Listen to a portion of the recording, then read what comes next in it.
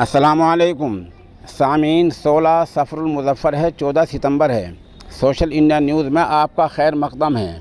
ख़बर का उन्वान है, सड़क के किनारे खुले में नमाज़ पढ़ी तो पुलिस ने 17 लोगों का चालान काट दिया। ख़बर थोड़ी तफसील से सुन लें। मामला उत्तर प्रदेश के शाहजहाँपुर इलाके का है। यहाँ शाहजहाँपुर इलाके में नेशनल हाईवे पर नमाज़ पढ़ने वाले लोगों पर पुलिस ने चालान की कार्रवाई की है। पुलिस ने बताया कि मगरबी बंगाल से राजस्थान जा रही बस में सवार कुछ लोगों ने शाहजहाँपुर में सड़क के किनारे नमाज़ पढ़नी शुरू की थी। इन सब का चालान काट दिया गया है और चालान काट कर इनको वापस भेज दिया गया है।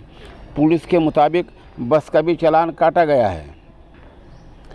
बताया जा रहा है कि जितने लोग हैं जिनका चालान काटा गया है, ये सब के सब मगरबी बंगाल के 24 परगना इलाके के रहने वाले हैं। उधर बताया गया है कि जब ये लोग नमाज़ पढ़ रहे थे तो वहीं से विश्व हिंदू परिषद के लोग गुजर रहे थे। उन्होंने इनका वीडियो बना लिया और हंगामा शुरू कर दिया।